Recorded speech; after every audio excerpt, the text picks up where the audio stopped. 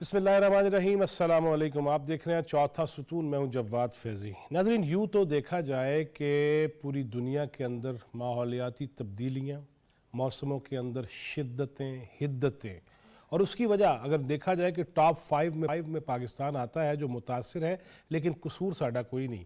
اس میں دیگر ممالک ہیں، ان کی گرین گیسز کا اخراج ہے، CO2 اور دیگر چیزیں ہیں، انڈسٹریل جو زونز ہیں وہ ہمیں بھی متاثر کر رہے ہیں۔ لیکن یہ بھی دیکھنا ہوگا کہ میں خود کتنا ذمہ دار ہوں۔ یہ جو جنت میں گھر بنانے کا درخت والا تھا، وہ آگے تو جا کے تو جو ملے گا ہی اپنے اعمال کے مطابق، لیکن دنیا کو بھی جنت بنایا جا سکتا ہے۔ ہم نے اس سے بھی ہاتھ کھینچ لیا، ہم نے کنکریٹ کے شہر بسانا شروع کر دیے، ہم نے صفائی کا خیال نہیں رکھا، پانی کی بوٹلز اور پھر پلاسٹک بیگز جہاں دل کرے پھینکتے چلے گئے۔ لیکن چاہتے یہ ہیں کہ میرے بچوں کا مستقبل بڑا تابناک ہونا چاہیے، صحت کے معاملات بڑے اچھے ہونے چاہیے۔ اسی طرح ابھی جو وارننگ بھی ہے کہ ایک تو ہیٹ ویو کراچی کے اندر 50 کے قریب لوگ اللہ کو پیارے ہو گئے، وہاں درخت ہیں کتنے؟ دیکھا جائے نا، میں گزشتہ کچھ سال پہلے گیا کراچی میں، ہیٹ ویو کی وجہ سے رمضان میں بہت سی اموات ہوئیں، بہت سے لوگ اللہ کو پیارے ہوئے، تو جا کے دیکھا تو ایک تو درخت نہیں ہے، اور دوسرا یہ کہ بزرگوں نے، مجھے اپنے دادا مرحوم کا واقعہ بھی یاد آتا ہے کہ شدید گرمی میں مسجد ہی جا کر نماز پڑھنی ہے، سن اسٹروک ہوا اور اللہ کو پیارے ہو گئے۔ ہم نے یہ بھی کچھ عادات کو دیکھنا ہے، ہمیں یہ سہولت حاصل ہے کہ بزرگوں گھر میں بیٹھ کے آپ عبادات کر سکتے ہیں۔ اسی طرح اگر ہم یہ دیکھیں کہ ہمارے لوگ کراچی سے چلتے ہیں دیگر علاقوں سے، اور انہوں نے پہنچنا مری، کاغان، ناران اور سکردو اور خنجراب ہوتا ہے، ڈرائیونگ آتی بھی ہے کہ نہیں آتی ان پہاڑی سلسلوں کے اندر؟ اور پھر ہم وہ بھی دیکھتے ہیں جو میں نے آپ کو دکھایا بھی کئی دفعہ، خنجراب ٹاپ سے گوادر کے پانیوں تک، کہ ہم نے یہ بھی دیکھا کہ گند سٹی جو ڈسٹ بن کا نشانہ لیں گے اس کے اندر نہیں پھینکیں گے، بچوں کو بھی نہیں سکھائیں گے، تو پھر بھگتنا نہیں پڑے گا۔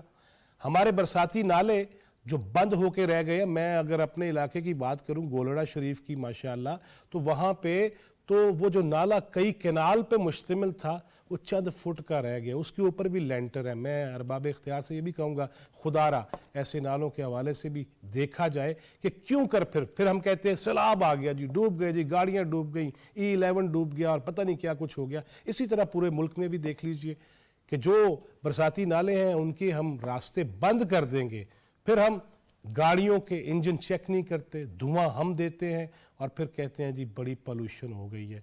وہ تو ہوگی نا، ہمیں اپنے رویوں پہ بھی تو غور کرنا چاہیے۔ اور اس کے بعد پھر ہم یہ بات کریں گے کہ انتونیو گوتریس وہ پاکستان میں آتے ہیں، سیکرٹری جنرل اقوام متحدہ، تو وہ بھی یہ کہتے ہیں کہ پاکستان کا اتنا قصور نہیں ہے، ہم وہ اس کے بھی منتظر ہیں۔ اس کے ساتھ ساتھ الرٹس جاری ہیں جی، مونسون بارشیں شدید زیادہ ہو سکتی ہیں، سیلابی صورتحال کا خدا نہ خواستہ ہمیں سامنا ہو سکتا ہے۔ اس کے حوالے سے وزیر اعظم پاکستان نے خود نگرانی لی ہے اور کہا ہے کہ میں نگرانی کروں گا، مجھے ہر رپورٹ سے آگاہ کیا جائے۔ لیکن احوال ہو کیا سکتا ہے، اندیشے ہیں کیا، ممکنہ خرابیاں ہو کیا سکتی ہیں خدا نہ خواستہ، اور اس سے ہم نے بچنا کیسے ہے، انہی موضوعات پہ بات کریں گے۔ اور خدا را بیبیوں اور میں جتنے بھی میرے بھائی یہ دیکھ رہے ہیں، میری بہنیں یہ دیکھ، خدا را اپنے اعمال پہ پہلے غور کیجئے کہ ہم اس میں کتنا حصے دار بن رہے ہیں۔ میرے ساتھ اسٹوڈیو میں تشریف رکھتی ہیں ڈائریکٹر ہیں NHA کی، اور ماحولیاتی معاملات کے حوالے سے بڑا نام رکھتی ہیں، فصیحہ ممتاز ملک صاحبہ، بہت شکریہ آپ کے تشریف لانے کا۔ DG میٹ محکمہ موسمیات کے ڈائریکٹر جنرل مار صاحبزاد خان صاحب ہمارے ساتھ ہیں، بہت شکریہ مار صاحب آپ کے وقت دینے کا۔ اور ہمارے ساتھ ماہر ماحولیات ہیں محترمہ سدرہ عادل صاحبہ، بہت شکریہ جی آپ کا وقت دینے کا۔ اگر اجازت ہو تو میں DG صاحب کی طرف پہلے چلتا ہوں۔ جی مار صاحب، کیا الرٹس ہیں، کیا بچاؤ ہے، اور ممکنہ خدشات کیا کیا ہیں؟ دیکھیں جی، آپ نے بڑی اچھی بات کی ہے کہ کلائمیٹ چینج کی وجہ سے جو کچھ ہو رہا ہے وہ ہمیں، یعنی ہمارا انڈسٹریل ایرا جب شروع ہوا ہے تو اس کے بعد ہمارے یہ شروع ہو گئے ہیں ماحول میں تبدیلیاں جو ہیں، یعنی ہم ایکچولی تو لگژری آئٹمز یوز کرتے ہیں اپنی آسائش کے لیے، جیسے ہم AC لگا لیتے ہیں، گاڑیاں یوز کرتے ہیں AC، لیکن ان کے آفٹر ایفیکٹس جو ہوتے ہیں کہ وہ جو گیس ایمیشن ہوتی ہے یا گاڑیوں سے جو دھواں نکلتا ہے یا انڈسٹریل ویسٹیج جلانے سے یا اس کی انڈسٹریل بھی وہ کافی یہ چیزیں اپنے ماحول کو خراب کرتی ہیں۔ اچھا آپ نے جو بتایا نا کہ جی اگر دیکھا جائے تو پاکستان میں ہماری جو ہے گیسز امیشن بالکل نہ ہونے کے برابر ہیں، یعنی 0.8%، لیکن آس پاس کے ہمارے جو کنٹریز ہیں ان کا کیا جو ہے وہ ہمیں بھگتنا پڑ رہا ہے۔ چائنا جو ہے اس وقت تقریباً آپ کہہ سکتے ہیں کہ جی 16% ٹوٹل گیسز چاہے وہ گرین ہاؤس گیسز ہیں چاہے کاربن ڈائی آکسائڈ گیس ہے، اس کا شیئر پوری ورلڈ میں جناب 16% ہے۔ ہمارے ساتھ انڈیا ہے جس کا ہر جو ماحول کا ریئیکشن ہمارے اوپر آتا ہے، چاہے گرمیاں ہوں چاہے سردیاں ہوں۔ جیسے آج کل مونسون سیزن ہے تو آج کل ہمیں مونسون میں جو ہوائیں ساؤتھ ایسٹ سے مل رہی ہوتی ہیں وہ چائنا سے وہ انڈیا سے آ رہی ہوتی ہیں، اب وہ جو ہے ہمارے ماحول کو ایفیکٹ کر رہی ہوتی ہیں۔ پھر سردیوں کے جو دن ہوتے ہیں ان میں وہاں پہ چاول کافی کاشت ہوتی ہے ہمارے ایسٹرن پنجاب جو ہے انڈیا کا، اس میں، اور وہ اس ویسٹ کو آگ لگاتے ہیں اور اس کا بھی اثر ہمارے پاس آتا ہے۔ یعنی ایسے نئے نئے فینامیناز آ گئے ہیں۔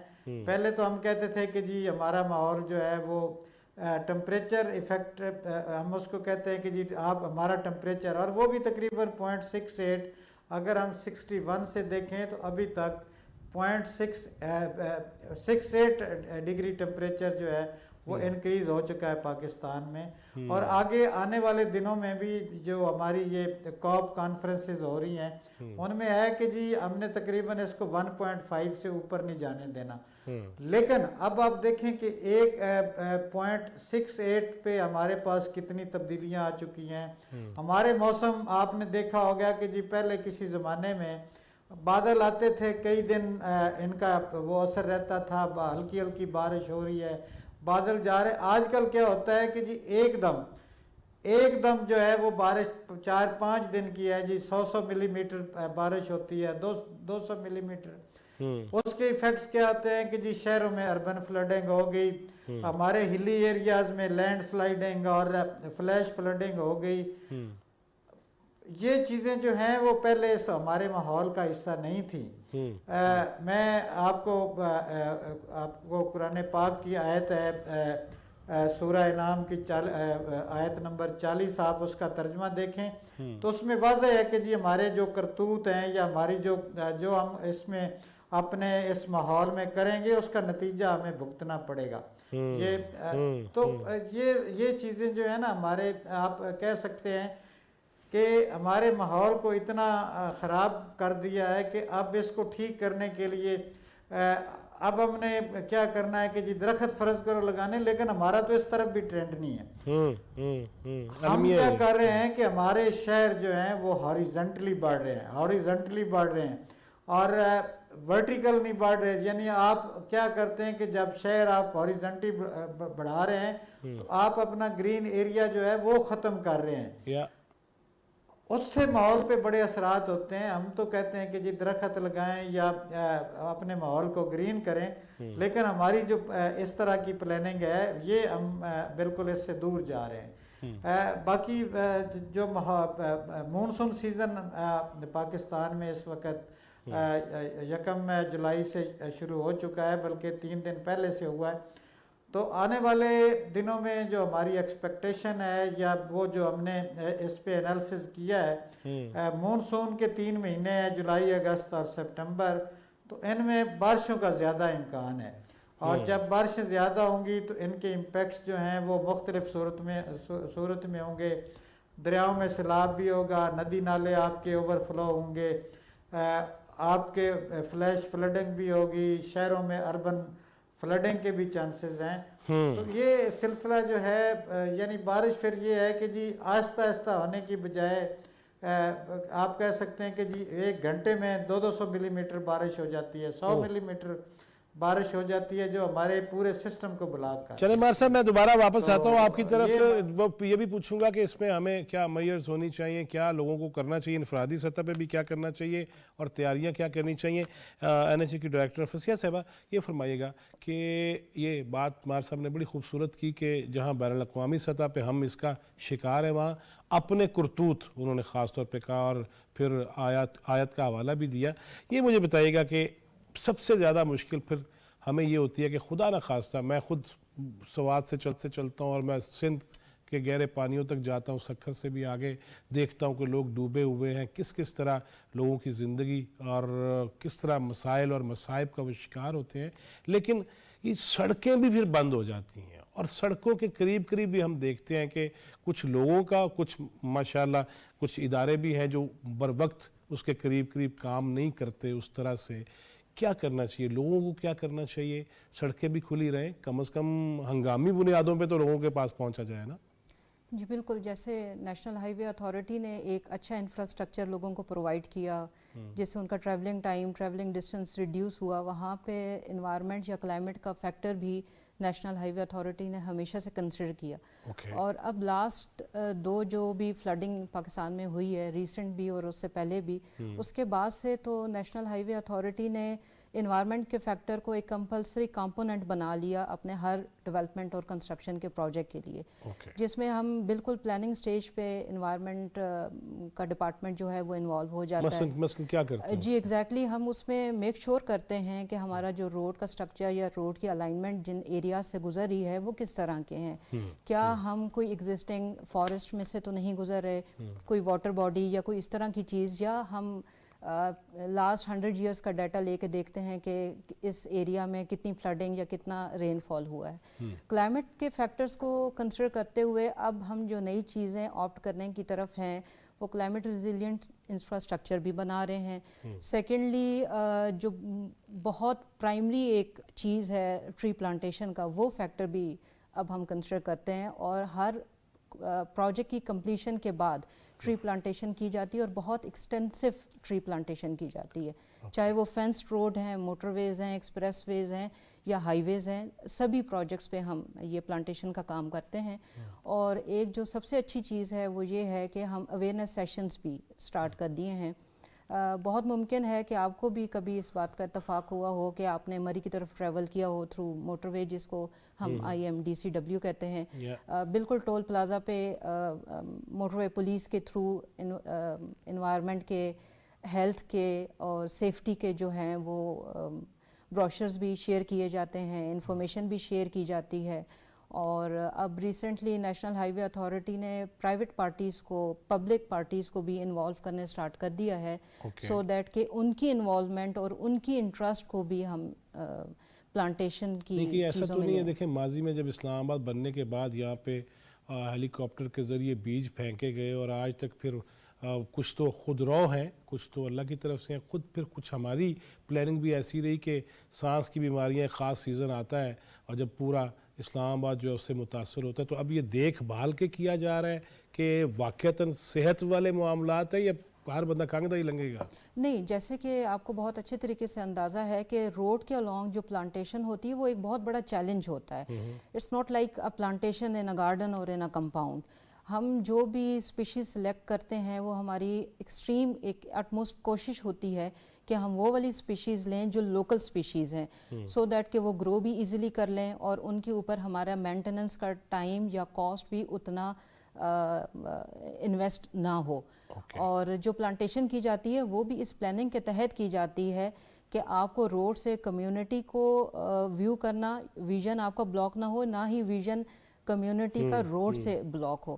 تو وہ ایک پراپر پلاننگ کے تحت ہم ٹری پلانٹیشن کرتے ہیں اور اس کے لیے جو کنسرن ڈپارٹمنٹس ہیں ان کی بھی ایکسپرٹ اوپینین لی جاتی ہے.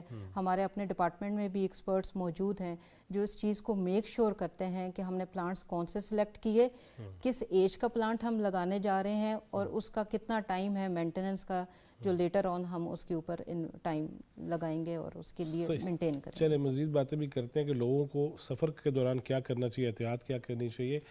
سدرا جی مجھے یہ بتائیے گا کہ بین الاقوامی سطح پہ تو جس طرح مار صاحب نے بھی ڈسکس کیا, COP 27-28 تک ہم پہنچ گئے, سر جوڑ کے بیٹھتے ہیں. اور مجھے تو اچھی طرح یاد ہے, I was in Toronto that time کہ جب G8 اور G20 اجلاس تھا, تو اس میں بھی سب لوگوں کا یہی کہنا تھا کہ خدا را ماحولیات کے لیے کچھ کیا جائے, مگر انفرادی سطح پہ ہمیں کیا کرنا چاہیے ماحولیات کو بہتر کرنے کے لیے؟ اصل میں اس کا ایک کوئی سیدھا جواب تو میں آنیسٹلی دے نہیں سکتی, کیونکہ ماحول جو تبدیل ہو رہا ہے وہ ہم سب کو پتہ ہے, وہ ہم دیکھ رہے ہیں. لیکن پاکستان کو اگر دیکھا جائے, پاکستان میں کچھ اس طرح کی ہماری جو ورٹیکل انفراسٹرکچر اور ہورزونٹل جو ہمارا لیڈرشپ کا انفراسٹرکچر ہے, فار ایگزامپل جو ہماری حکومتی ادارے ہیں جو کہ انگیجڈ رہتے ہیں, کلائمیٹ چینج کی پالیسیز بناتے ہیں, اس حساب کے پلانز بناتے ہیں. ڈیزاسٹر کے دوران ہمارے ساتھ جیسے PDMAs ہیں, NDMA ہیں, جو کہ اس دوران کام کرتے ہیں. 18ویں ترمیم کے بعد ڈیزاسٹر مینجمنٹ جب سے ہمارا ڈیوالو ہوا ہے, سارے PDMAs کی مین رسپانسبلٹی یہی ہے کہ ہم جب ڈیزاسٹر آیا تو ہم نے رسپانس کر دیا. تو ہمارے جو PDMAs کا مینڈیٹ ہی رسپانس ہے, جس وجہ سے جب ڈیزاسٹر آئے گا وہ رسپونڈ کریں گے, پر اس سے زیادہ وہ کچھ نہیں کر سکتے کیونکہ ان کا مینڈیٹ ہی نہیں ہے. دوسری بات یہ ہے کہ سب سے زیادہ ضروری ہے پاکستان میں کوآرڈینیشن, جو کہ ہمارے کسی بھی ادارے کے درمیان اتنی زیادہ نہیں ہے. آپ دیکھیں گے جب بھی ڈیزاسٹر آتا ہے موسٹلی NGOs گراؤنڈ پر ہوتے ہیں, اور NGOs بھی وہی علاقوں میں جاتے ہیں جہاں پر انہوں نے آلریڈی کام کیا ہوا ہوتا ہے. تو بہت سی پیریفریز پہ جو کمیونٹیز ہوتی ہیں وہ مس آؤٹ ہو جاتی ہیں. اس کے علاوہ اگر آپ دیکھیں کراچی کی جو آپ نے اسٹارٹ میں بات کی تھی, کراچی میں ہیٹ ویو آیا تھا, تو انفارچونیٹلی ہم نے ہیٹ ویو کی طرح سچویشن ڈکلیئر ہی نہیں کیا تھا, جس وجہ سے حالانکہ ہم نے جون میں کیا تھا ہیٹ ویو ڈکلیئر, لیکن یہ لاسٹ ویک جو یہ پورا ہفتہ گزرا اس سے پچھلا, اس میں ہم نے نہیں کیا تھا. اور اگر ہم نے ہیٹ ویو ڈکلیئر نہیں کیا تو جو NGOs اور باقی کی کمیونٹی آرگنائزیشن جو آلریڈی ہیٹ ویو الرٹ پر ایکٹیو ہو جاتی ہیں وہ بھی نہیں آئیں.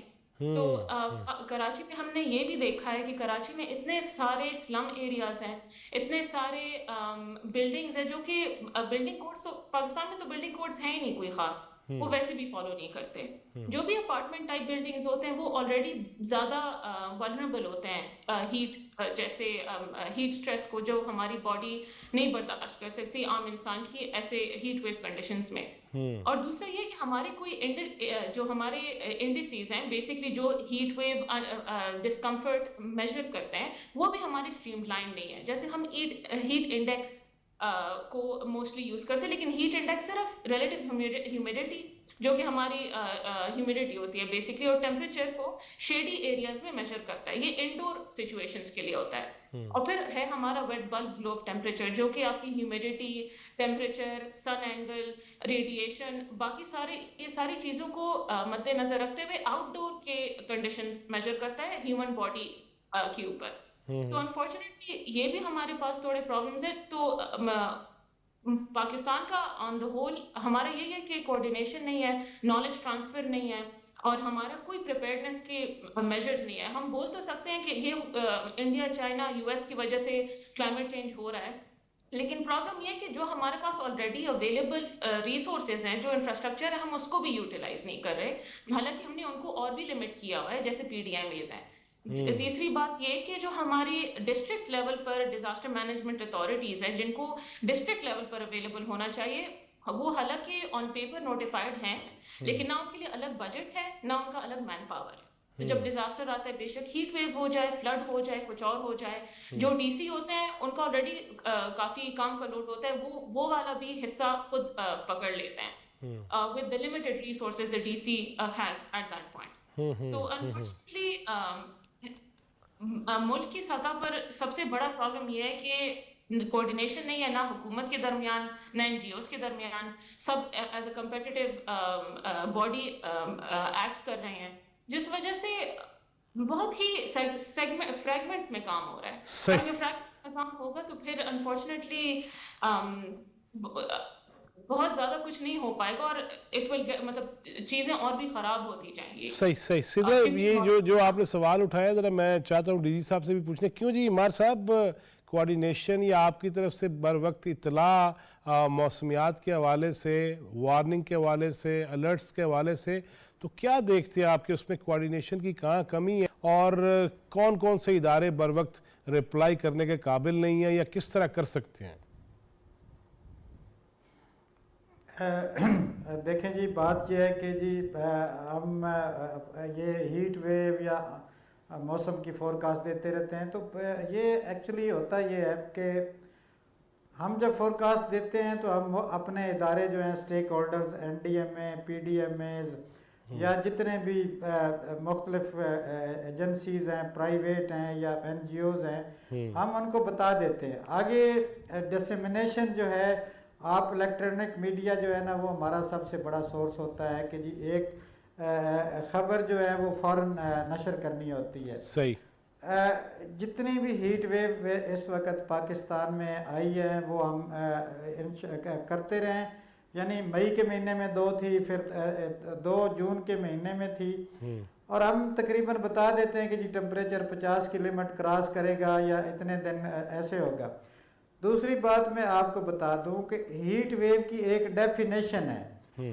ہیٹ ویو کی ڈیفینیشن کے مطابق ہمارا جو نارمل ٹمپریچر ہوتا ہے ایک ایوریج ہوتا ہے ٹمپریچر اگر آپ کا ٹمپریچر 7 یا 8 ڈگری سینٹی گریڈ اس سے اوپر جائے اور اس کی جو ریٹینشن ہے وہ 5 سے 7 دن تک رہے یا 3 سے 5 دن تک رہے تو وہ ہم اس کو ہیٹ ویو کہتے ہیں. عام جو ہوتی ہے یعنی اگر 2 دن کے بعد ہم کہتے ہیں کہ جی ٹمپریچر سسٹین اپنی طرف آ گیا نارمل کی طرف تو ہم اس کو ہیٹ ویو بھی نہیں دیتے. اوکے.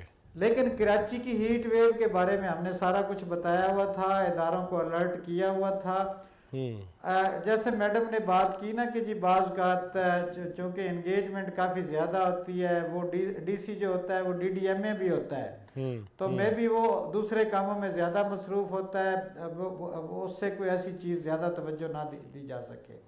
باقی NDMA PDMA DDMA یہ ایک پورا ایک ٹائر ہونا چاہیے کہ جناب علی پروونس میں فیڈرل لیول پہ NDMA ہے تو اس کے نیچے اس کا آپس میں کوارڈینیشن ہونی چاہیے اور وہ ایک پرماننٹ آپ کا سٹاف ہو جو وہ صرف اسی کام کے لیے ہو.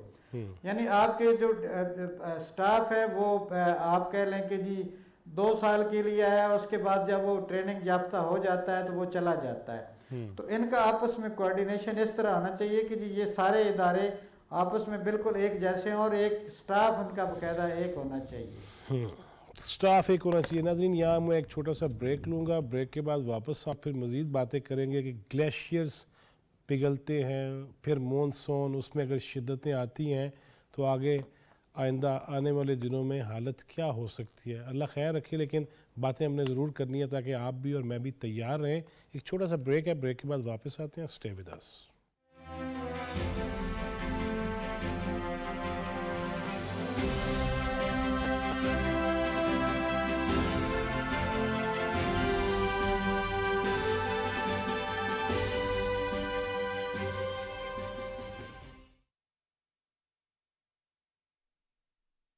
رکیے, کہیں آپ کا یہ عمل جنگلات, فصلات, گرین بیلٹس, جھاڑیوں یا کچرے وغیرہ کی آتش زدگی اور قیمتی انسانی جانوں کے نقصان کا باعث تو نہیں بنے گا؟ کبھی بھی جلتی تیلی یا سگریٹ بجھائے بغیر ہرگز نہ پھینکیں. غیر ذمہ دار افراد پر نظر رکھیں. جنگلات اور جنگلی حیات کا تحفظ ہماری قومی اور اخلاقی ذمہ داری ہے.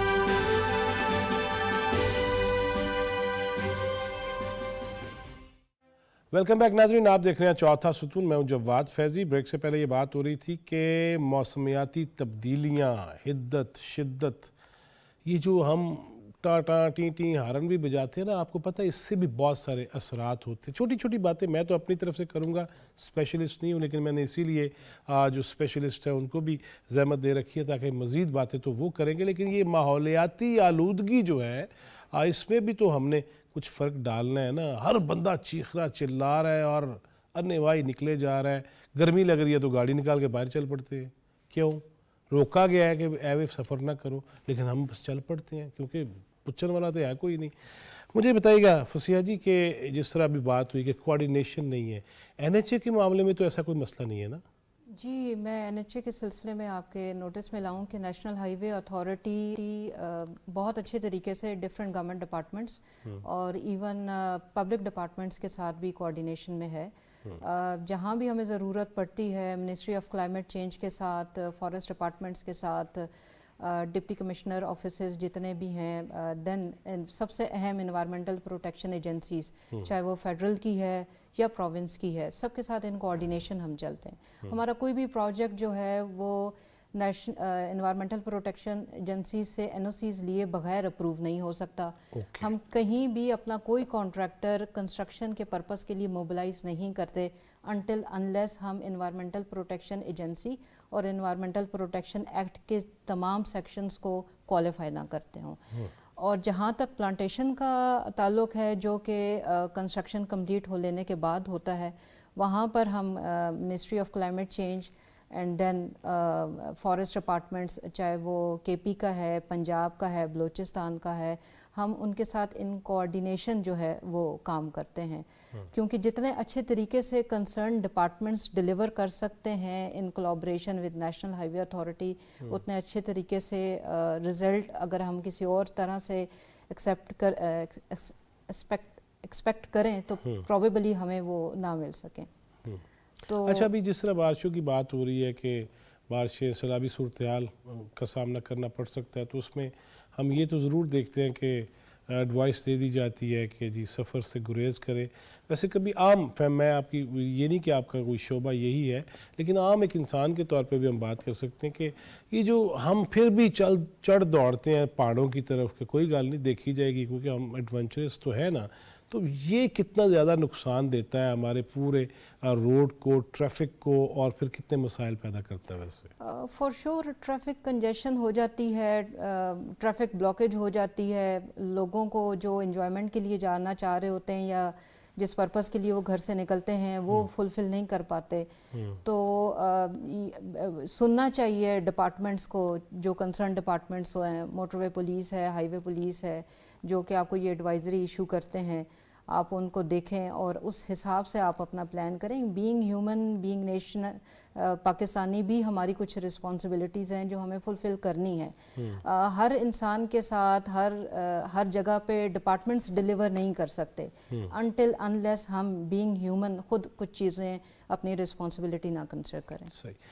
سدرا جی، آپ نے بتایا کوارڈینیشن کا فقدان ہے معاملات، اور پھر DG صاحب نے بھی یہ کہہ دیا کہ ڈیفینیٹلی اگر ڈسٹرکٹ لیول پہ چلے جائیں تو DC صاحب کے پاس اور بہت ہی زیادہ کام ہیں اور معاملات ہیں، ہر چیز انہوں نے ہی کرنی ہوتی ہے، منتظم اعلیٰ وہی ہوتے ہیں ضلع کے.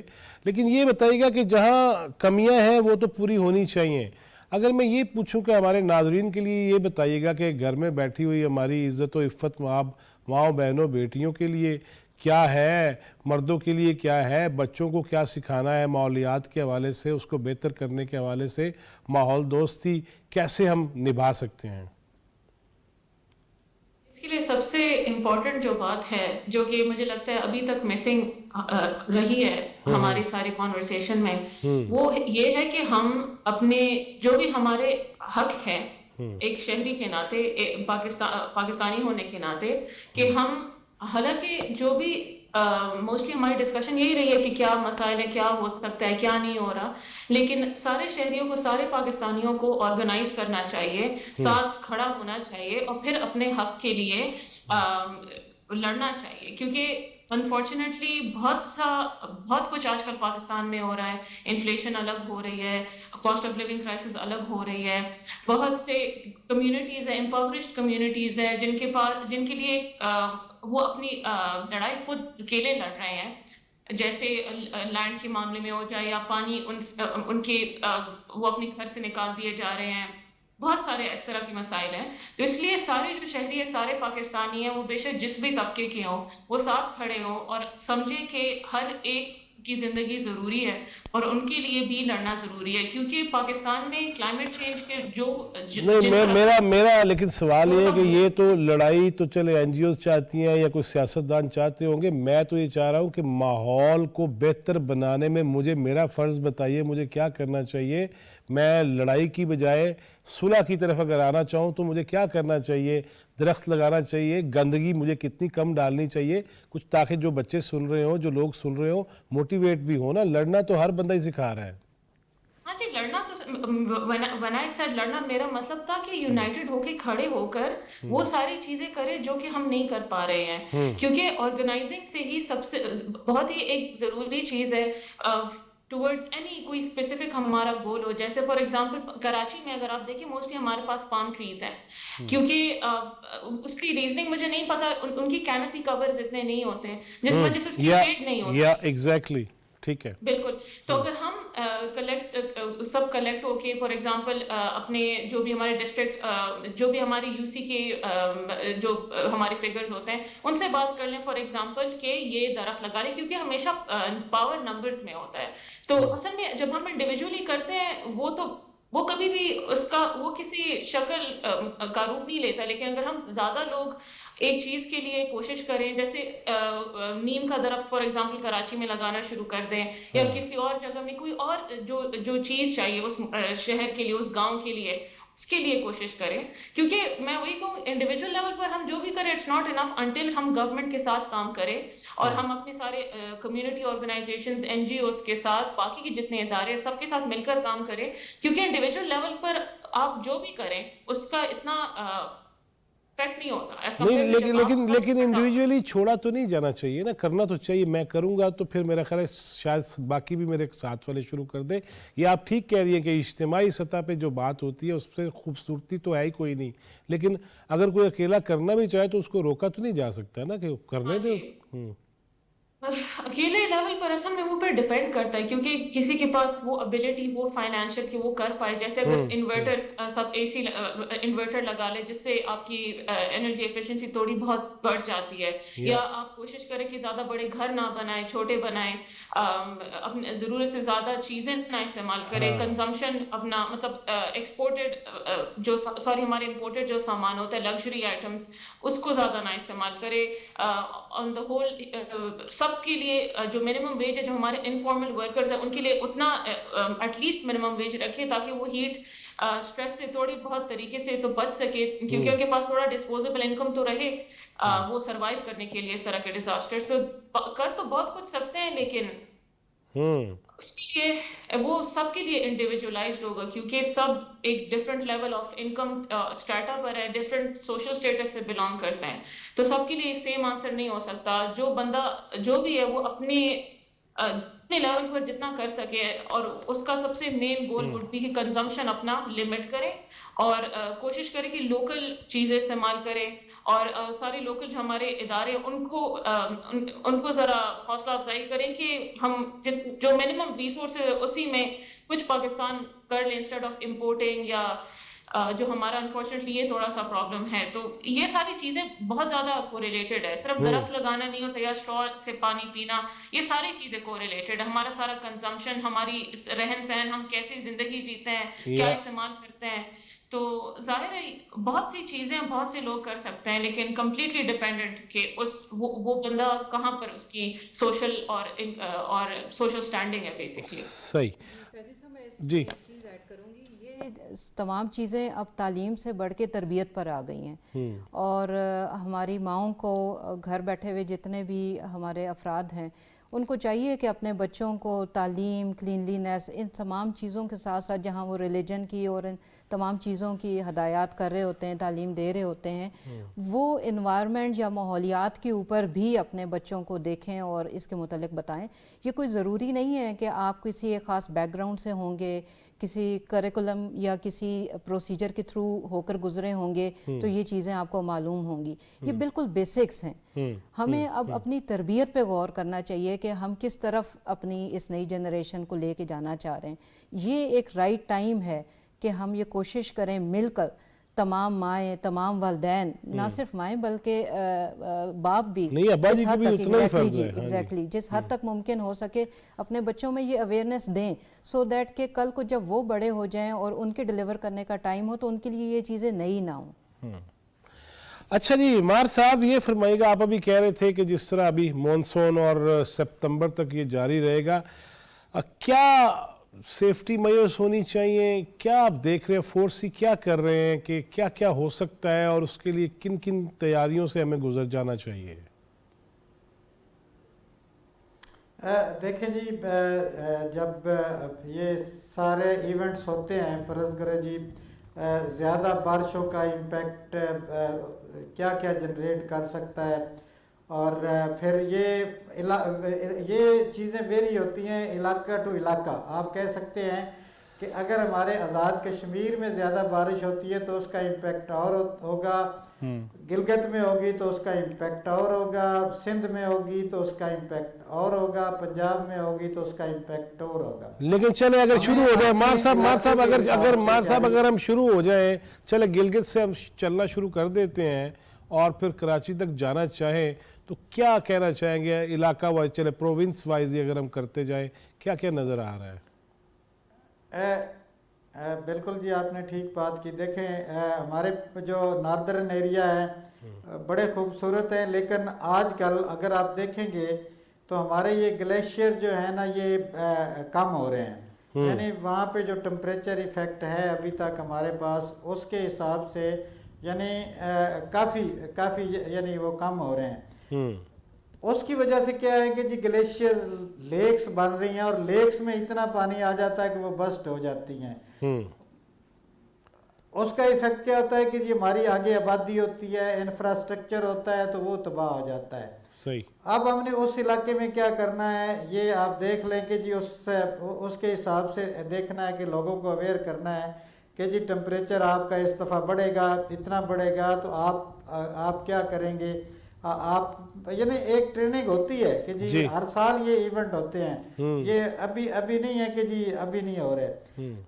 پھر گلگت سے آگے آپ آتے ہیں تو وہاں پہ لینڈ سلائڈنگ ہوتی ہے, فلیش فلڈنگ ہوتی ہے, چونکہ پانی بہت جلدی آ جاتا ہے. پھر ہمارے جو ہے میدانی علاقے ہیں, پنجاب کے علاقے آ گئے, وہاں پہ وہ کیا ہوتا ہے کہ جی اربن فلڈنگ زیادہ ہو جاتی ہے. مار صاحب میں آپ کو یہ ایک لمحے کے لیے روکنا چاہوں گا تاکہ ہم اس کا مذہبی اور علمی حوالے سے بھی بات کر سکیں. پاکستان علماء کونسل کے چیئرمین طاہر محمود اشرفی صاحب ہمارے ساتھ ہیں. السلام علیکم حافظ صاحب. وعلیکم السلام. حافظ صاحب, موسمیاتی تبدیلیوں کی بات ہو رہی ہے, ایکسپرٹ میرے ساتھ ہیں, ڈی جی میٹ میرے ساتھ ہیں. میں نے گستاخی کیا, انہیں روکا تاکہ حافظ صاحب سے بات ہم پہلے کر لیں کیونکہ فون پہ ہیں. فرمائیے گا کہ گندگی, درخت لگانا یہ کتنا ضروری ہے؟ گندگی سے خدا نخواستہ بچنا, گندگی ضروری نہیں ہے, پہلے ہی کافی ہو گئی ہے معاشرے دے وچ, لہٰذا کتنا ہم نے بچنا ہے اور ماحول دوست اس میں علماء کیا کردار ادا کر سکتے ہیں؟ صرف نماز استسقاء یا سیلاب سے بچنے کی دعائیں تو کافی نہیں ہے نا, تربیت مسجد میں آئے ہوئے بچے کی, بڑے کی, اجتماعات میں کیسے کر سکتے ہیں کہ ماحول دوستی کا مظاہرہ کیا جائے اور وہ جو احکامات ہیں ہمارے نصف ایمان والے ان کو بروئے کار لا سکیں؟ بسم اللہ الرحمن الرحیم. نحمدہ ونصلی ونسلم علی رسولہ الکریم. سید صاحب رسول اللہ صلی اللہ علیہ وسلم نے فرمایا کہ طہارت دان اور درخت لگانا عبادت ہے. یعنی آپ کی اولاد ممکن ہے آپ کی وفات کے بعد آپ کے کبھی آپ کے لیے فاتحہ خانی کرے نہ کرے, لیکن جو درخت آپ نے لگایا وہ جب اللہ کا ذکر کرے گا تو آپ کو اس کا ثواب ملتا رہے گا.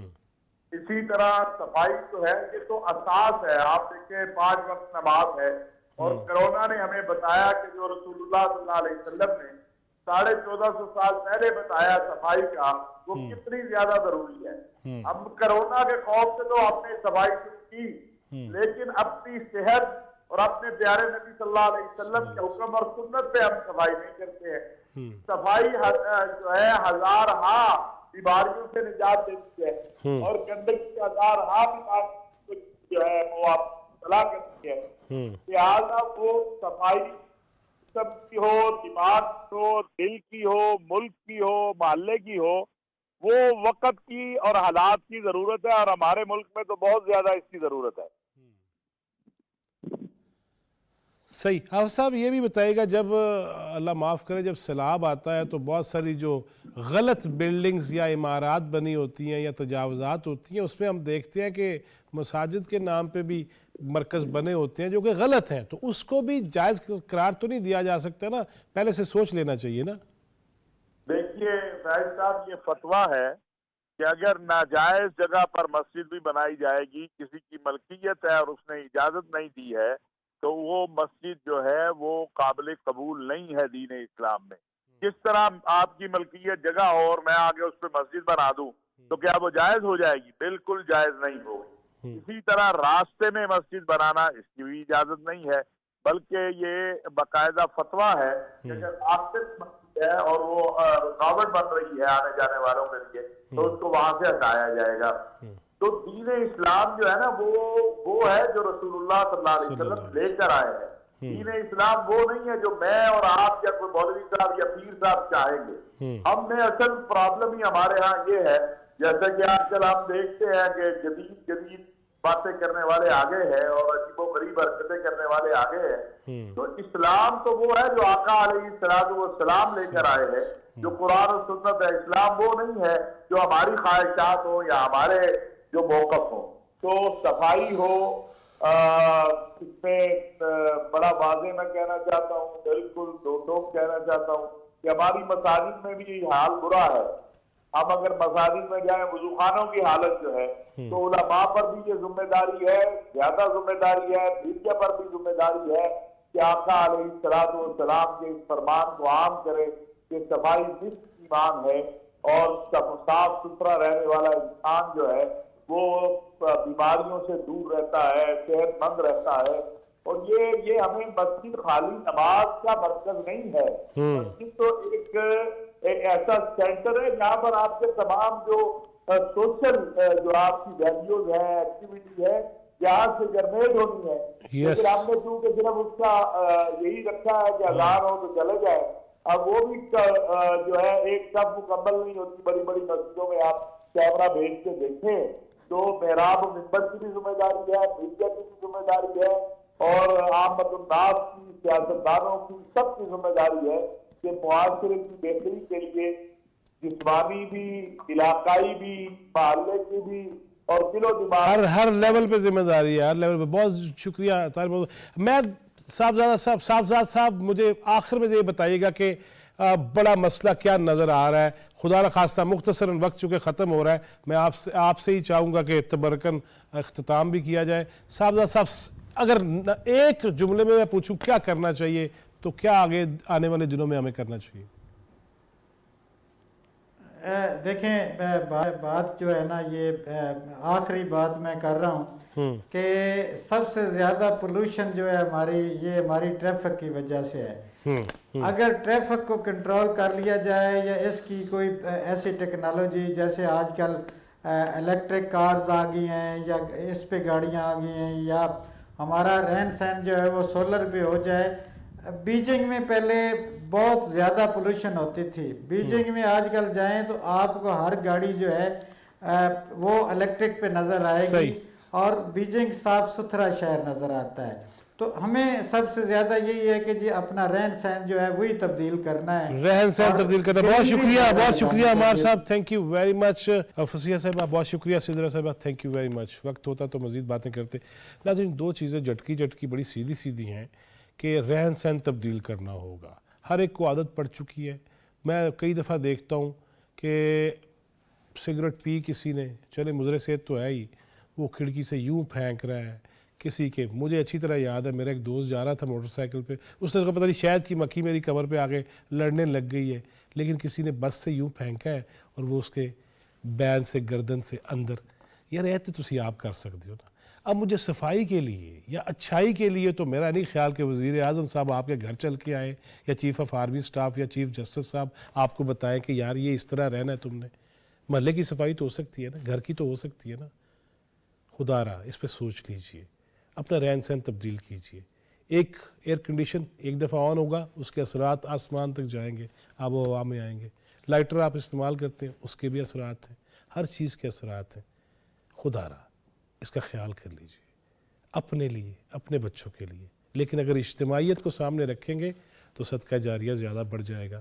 صرف عید اور رمضان کے موقع پر ہی نہیں, ثواب ہر وقت چاہیے ہوتا ہے, 12 مہینے. اللہ ہمارے حال پہ رحم کرے, ہمیں پاکستان کی خدمت کی توفیق دے اور دوسروں کے لیے آسانیاں تقسیم کرنے والا بنائے. جواد فیضی چوتھا ستون ٹیم کو اجازت دیجیے. اللہ نگہبان.